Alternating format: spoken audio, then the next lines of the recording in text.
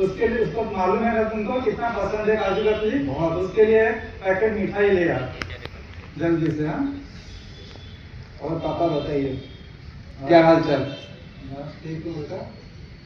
मैं भी ठीक याद है हूँ। ना, बचपन में तो कितना जिद करता था। अरे उस दिन जिद के लिए तो आप ले भी आते थे मेरे लिए। हाँ, कहाँ गए अभी इतनी तुम देर? जब बोलेगा तब मिलेगा, क्योंकि अभी तो तुम यहाँ आ गए हो। अरे अभी आप चिंता मत कीजिए, अब तो पेट भर के खाऊंगा, कोई रोक भी नहीं सकता मुझे। हाँ, सब ठीक है तो? सब ठीक सब ठीक। सूरज आ रहा है कि नहीं पापा? कितना लेट लगा रहा है वो? आ जाएगा। अरे सूरज ब्रो, क्या तू लेट लगा रहा है? थोड़ा पता है बाबूजी रोज आपके बारे में बात करते रहते हैं, हाँ। आप ही को याद करते रहते हैं। अरे अभी आप आ गए हो ना, देखना बाबूजी का तबीयत भी ठीक रहेगा। अरे याद भी आते हो, मुझे बहुत आते हो। क्या करें लेकिन इतना काम रहता है ना लंदन में, टाइम नहीं मिल रहा है। अच्छा ठीक है बाबूजी, हम आते हैं, हम दुकान खुला छोड़ के आए हैं, हमको जाना पड़ेगा अभी। ठीक है भाई, आते हैं। बाहर दो, बाहर देख के।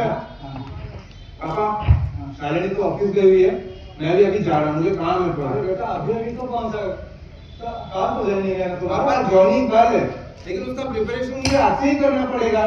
फोटो डॉक्यूमेंट ये सब चाहिए ना मुझे, तो मैं जल्दी आ जाऊंगा। आप मेरे लिए वेट कीजिएगा। अच्छा, जल्दी आ जाना बेटा। जल्दी आ रहा हूँ, आप लेकिन खाइएगा मत। ठीक आप है। दिखाएंगे आज। आ जाना। सीन 2। कुछ दिन बीत गए।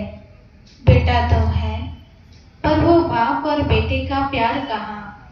बाप अपनी पूरी जिम्मेवारी संभाल कर भी बेटे के लिए समय निकाल देता है, पर जब बारी बेटे की आती है तो न जाने वो समय कहाँ चला जाता है। हालात पहले जैसा नहीं रहा। बाप अभी भी इस आस में है कि बेटा मुझसे थोड़ी बात करे, समय दे, पर बेटे के जीवन में ज़्यादा व्यस्तता महसूस होने लगी है। कभी जो पिता के साथ हर बात शेयर करता था, अब ज़्यादातर ऑफिस और मीटिंग्स में ही बिजी रहता है। पिता सब कुछ चुपचाप देखता रहता है, पर कहता भी क्या, मन ही मन सोचता है कि शायद समय बदल चुका है, समय बदल चुका है। ये लड़का जहाँ जाता है वहीं रह जाता है। रात को 10 बजने वाला है, बोला था पापा साथ में खाएंगे, वेट करना, मेरा इंतजार करना, मैं जल्दी आ जाऊंगा। अभी तक नहीं आया। अरे बेटा, तो आ गया, इतना लेट कर दिया।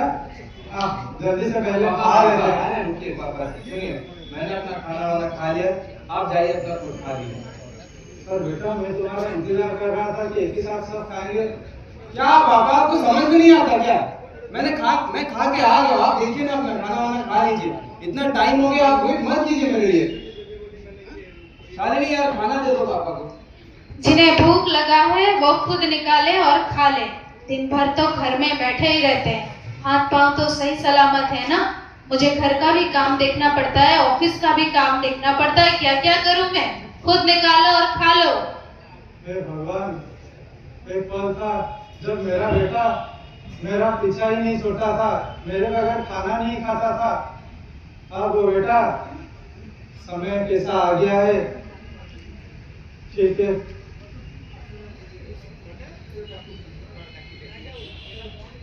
धीरे धीरे घर की हालत बिगड़ने लगी थी। अब घर घर नहीं रहा, बस 4 दीवारें बच गई हैं। जब पिता बस इतना चाहता कि बेटा मेरे से थोड़ा प्यार से बात ही कर ले, मगर शब्दों की जगह अब आवाज में कठोरता आने लगी थी। शायद घर में अब वो मिठास नहीं रहा, वो प्यार नहीं रहा। अब चारों ओर अकेलापन का अंधेरा छाया हुआ था। सीन 3। अरे बहू, बहू, जरा चाय लाना बहू। बहू, अरे बेटा देखना जरा, बहू ने अभी तक चाय नहीं दिया। अरे पापा, आपको पता नहीं चलता क्या? शालिनी सुबह सुबह ऑफिस जा चुकी है। अरे कुछ छोटा मोटा काम तो खुद कर लिया करो, ये चाय पानी जैसा हर बात पे शालिनी शालिनी शालिनी। मुझे पता नहीं था कि बहू। तो आपको क्या पता रहता है? ये मुझे बताइए, आपको क्या पता रहता है? दिन भर तो यहीं पे बैठे रहते हो, न्यूज़पेपर पढ़ते रहते हो। कुछ छोटा मोटा काम करो ना पापा। हर बार शालिनी शालिनी चाय लाओ, ये लाओ। पेपर तो ऐसे पढ़ रहे हैं जैसे कलेक्टर बनना है इन्हें। तो भगवान, कैसा फल आ गया। मेरा बेटा के लिए अभी टाइम नहीं है, सब काम मेरे को खुद ही करना पड़ेगा। ठीक है, अपना चाय मैं खुद ही बना लेता हूँ।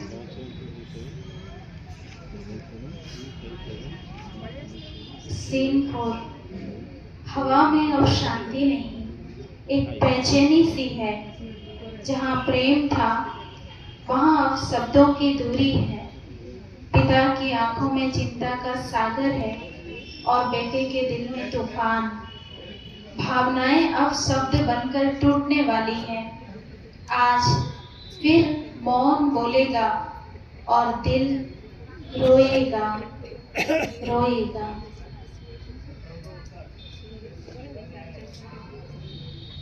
कितना सुहाना था वो पल, ना जाने वक्त इतना जल्दी कैसे बदलता गया। जो बेटा मेरा पीछा नहीं छोड़ता था, पापा पापा कहता रहता था, आज उसके लिए मेरा पास समय नहीं है, मेरे से बात करने के लिए उसके पास फुर्सत नहीं है।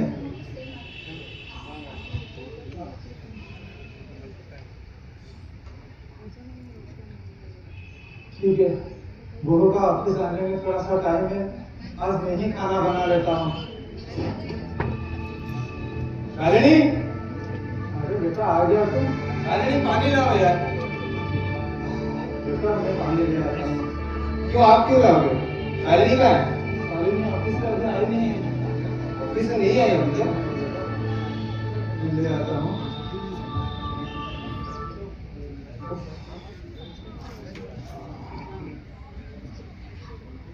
बहुत थक जाता हूँ मैं। पापा है कि यहाँ दिन भर खाली बैठ के न्यूज़पेपर पढ़ते रहते, ऑर्डर देते रहते। शालिनी ये करो, शालिनी वो करो। हेलो। हेलो भैया, मैं देव बोल रहा हूँ। हाँ देव बोलो। भैया एक्चुअली क्या हुआ, अभी शालिनी का एक्सीडेंट हो गया है। क्या? वो गाड़ी जल्दी जल्दी में चला रही थी और जितना भी उसके पास उसका अरे एक्सीडेंट कैसे? लेके जा रहे हैं, आप जल्दी जल्दी आइए। मैं आ रहा हूँ, मैं जल्दी से आ रहा हूँ। तुम प्लीज शालिनी के साथ रहना प्लीज। आज एक और कांड हो गया पापा के लिए। क्या हुआ बेटा, किसका एक्सीडेंट हो गया? पापा आप अपना मुंह बंद रखिए। ये सारा सब कुछ आपके लिए हो रहा है। दिन भर शालिनी शालिनी शालिनी। किसका एक्सीडेंट हुआ जानना है ना आपको? शालिनी का हुआ। कुछ कर सकते हैं आप? कुछ नहीं कर पाएंगे। अरे क्या पर पापा, क्या पर? हाँ, दिन भर तो खाली इसी कुर्सी में पढ़ के आपके न्यूज़पेपर पढ़ते रहते हैं। कुछ तो काम आता नहीं है आपको, खाली घर में बैठ जाते हैं। शालिनी मेरे लिए चाय लाओ, शालिनी मेरे लिए ये लाओ वो लाओ। अरे वो औरत अपनी ऑफिस देखेगी, आपका तबियत समझ में नहीं आता आपको।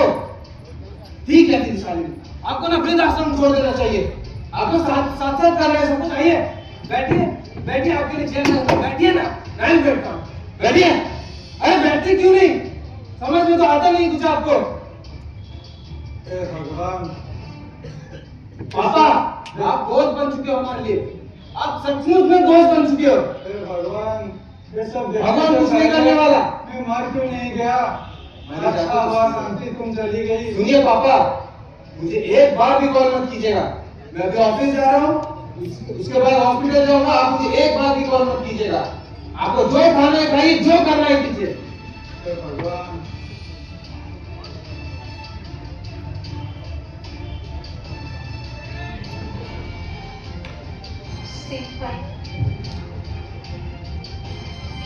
जब मन बोझिल हो गया और शब्द थम गए, तब ईश्वरीय ज्ञान ने द्वार खटखटाया, सिखाया प्रेम बांधना नहीं समझना है। अपनापन आस्तिक नहीं आशीर्वाद बन जाता है और वहीं से आरंभ हुआ आत्मा की सच्ची यात्रा।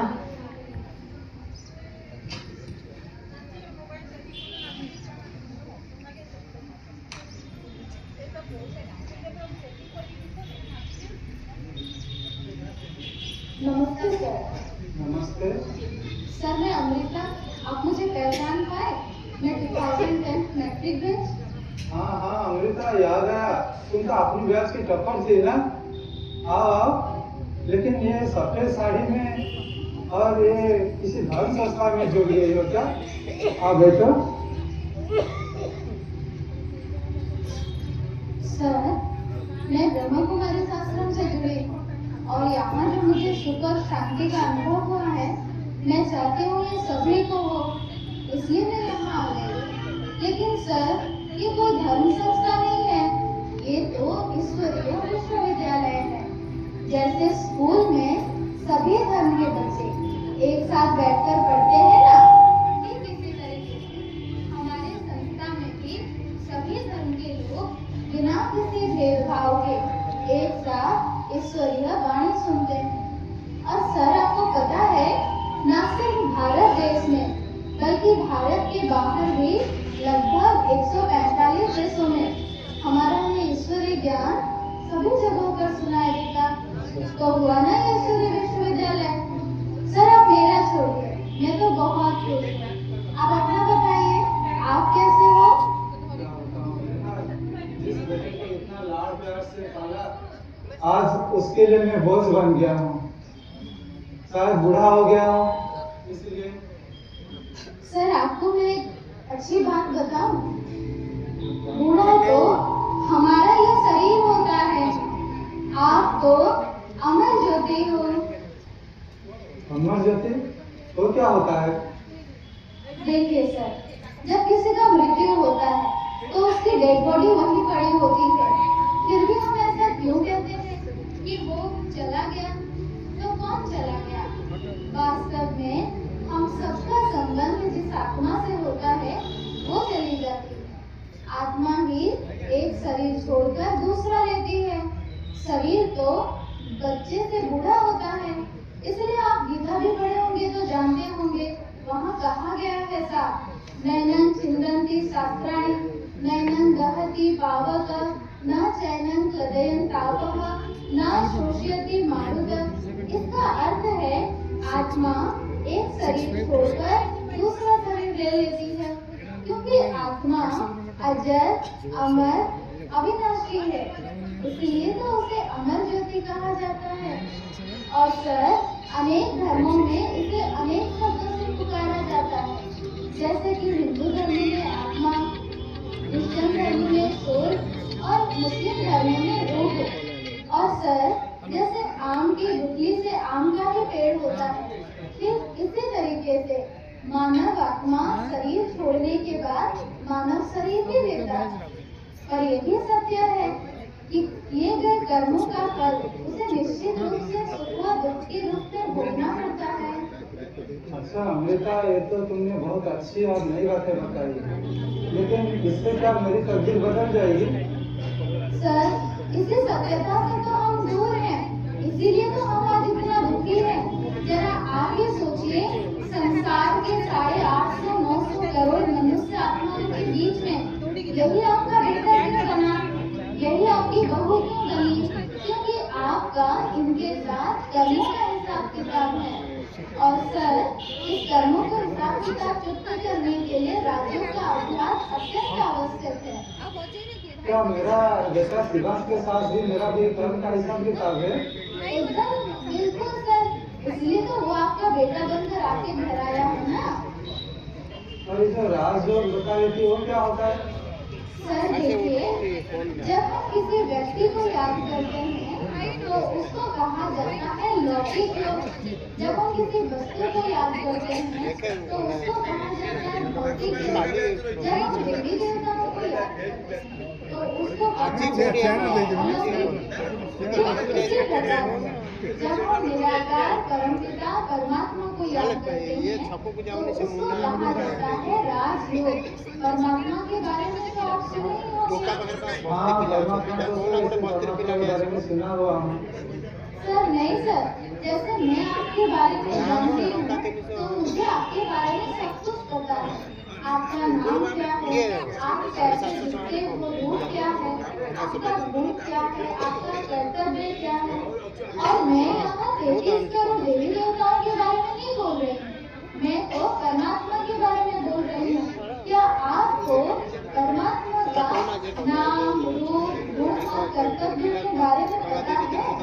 हाँ, भगवान के बारे में तो सुना हो, लेकिन उनका अंत तो कोई नहीं पा सका। नहीं सर, जैसे आप मुझे मेरे मैथ का कॉन्सेप्ट क्लियर करके समझाते थे ना, ऐसे मैं भी अभी आपको परमात्मा के बारे में खूब क्लियर करके समझाऊंगी। अच्छा तो बताओ। देखिए सर, आपने तो ये जान लिया कि हम आत्मा हैं, तो हम सभी आत्माओं के पिता निराकार परमपिता परमात्मा हैं, जिनका रूप पिंडी है और वो गुणों में शुद्ध है। वो इस साकार मनुष्य सृष्टि लोक से ऊपर पर लोक का ब्रह्म लोक में रहते हैं, तो परम धाम उसे कहा जाता है। हाँ अमृता, तुम तो पढ़ाई में जितनी सीखी थी, अभी आध्यात्मिकता में भी उतना आगे बढ़ गई हो। जी सर, और ये इसीलिए संभव हुआ है क्योंकि मैं प्रतिदिन राज्यों का अभ्यास करती हूँ और परमात्मा के महावाक्य सुनती हूँ। तो मैं भी कल से ईश्वरी विश्वविद्यालय का स्टूडेंट बन जाऊंगा। जी सर, पर अभी राज्यों का तो अनुभव मैंने आपको कराया नहीं। चलिए, अभी थोड़ा समय मैं आपको राज्यों का अनुभव करती हूँ। आपके साथ साथ मैं सभा में सभी भाई बहनों से मैं अनुरोध करती हूँ कि अपनी आंखें बंद करेंगे, अपनी आंखें बंद करते हुए अनुभव करें अपने आप को प्रकृति के बीच चमकता हुआ एक दिव्य सितारा, जहाँ हम सभी तिलक लगाते हैं, उस स्थान पर अपने आप को देखें। एक चमकता हुआ ज्योति, एक लाइट, और महसूस करें अपने सिर के ऊपर उस महाज्योति, सर्वशक्तिवान, सर्वोच्च सत्ता, संसार के मालिक को, और उससे निकलती हुई शक्तियों की किरणें अपने अंदर भरपूर कर लें। परमात्मा की शक्तियों को अपने अंदर समा लें। ओम शांति। सर, अभी आप अपना आंखें खोलिए। शुरू में ये अभ्यास हम आंखें बंद करके करते हैं, परंतु इसे आंखें खोल के किया जाता। चलते फिरते उठते बैठते कोई भी समय कर सकते हैं। चलते फिरते उठते बैठते ये कैसा संभव है? हाँ सर, ये संभव है। आप एक काम कीजिए, अभी शाम को हमारा एक प्रोग्राम है। आप एक काम कीजिए, यहाँ से आपको पास पड़ेगा, चैन कॉलोनी में हमारा सेंटर है, बिहार मेडिकल शॉप, आप देखे ही होंगे। वहाँ से सीधा जाएंगे पतंजलि लाइन, और वहाँ से सीधा जाने के बाद प्लॉट नंबर L8 हमारे चैन कॉलोनी का सेंटर है सर। आप शाम को वहाँ आइए। जरूर आऊंगा। जब तुम यहाँ बैठे बैठे इतना बढ़िया से बोल रहे हो, गान अच्छा लग रहा है, तो सेंटर में आने से तो और भी अच्छा लगेगा। जैसे वहाँ जाने का समय क्या है? सर, सवेरे 6 से 8 या शाम को 6 से 8 के बीच आप कोई भी समय आ सकते हैं। आपका 7 दिन का कोर्स होगा, वो भी पूरा निःशुल्क। अच्छा, और एक चीज पूछना था, जो राजयोग बताया था तुमने, क्या उसको इसे मतलब कैसे बैठने का विधि, या खाने के बाद या खाने से पहले, उसका क्या? सर, एक्चुअली ना आज शाम को हमारा प्रोग्राम है, मैं आपको निमंत्रण देने के लिए आई थी।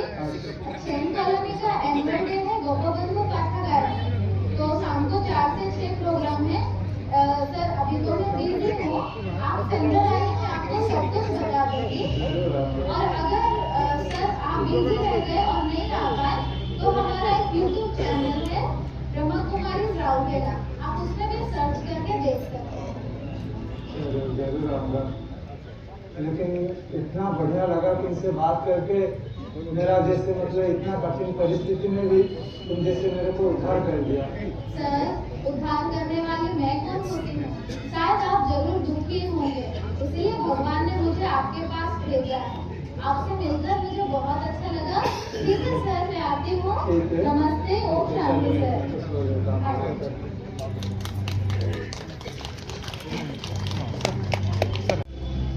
समय बीतता और जीवन में नई दिशा ली।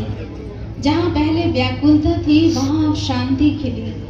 पिता ने राजयोग से अपना स्वरूप पहचाना। अब वे निश्चिंत, स्थिर और आनंदमय थे। निर्भयता की जगह आत्मबल ने ली और उनके चेहरे पर अब दिव्यता झलकने लगी थी। हेलो, हाँ मैं फाइल अपलोड कर दूंगा, ठीक है, लेकिन जल्दी 1 सेकंड में बाद में कॉल करूँगा। पापा को आजकल क्या हो जाता है, जब भी देखो चेयर में बैठ जाते हैं। पापा पापा, अरे बेटा, आप ठीक हो ना? हाँ बेटा, पक्का? हाँ हाँ ठीक हो बेटा। अच्छा मैं नहीं पापा, मैं आ रहा हूँ। मुझे लगता है पापा में इतना गुस्सा है। मुझे उस दिन इतना जोर से पापा के साथ बात नहीं करना चाहिए। बहुत बड़ी गलती कर दी। जाता हूँ फिर से पापा से पूछूं। पापा, शालिनी और मैं ना आईजी पार्क जाने के लिए प्लान किए हैं, तो आप भी चलिए, साथ में घूम के आएंगे। तुम लोग जाओ, घूम के आओ। अरे नहीं पापा, आपको साथ में चलना पड़ेगा। ऐसा क्यों, आप हर बार मना कर लेते? नहीं। अच्छा बेटा, साथ में अगर जाना है तो चलो, मैं तुमको लेके चलता हूँ। कहाँ?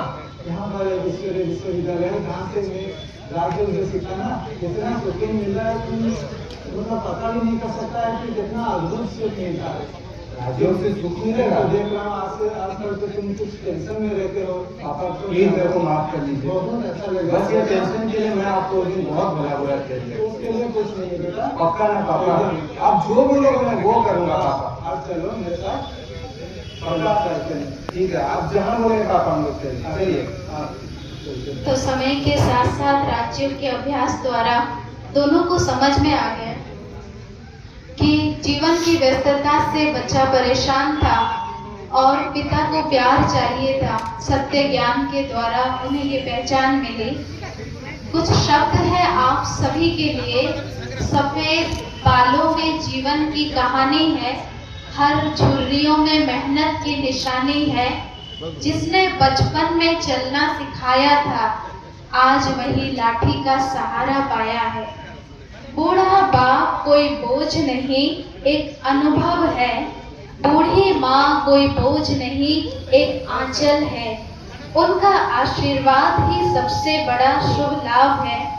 जिस घर में उनका सम्मान बस रहता है, वहाँ सुख शांति का दीपक सदा रहता है। आओ झुके सिर करे सम्मान, बूढ़े बाप में है स्वयं भगवान। उनके चरणों में स्वर्ग समान, वही तो जीवन का असली मान, वही तो जीवन की असली मान। ओम शांति, ओम शांति, ओम शांति। आप सभी का बहुत बहुत बहुत दिल से धन्यवाद, धन्यवाद, धन्यवाद।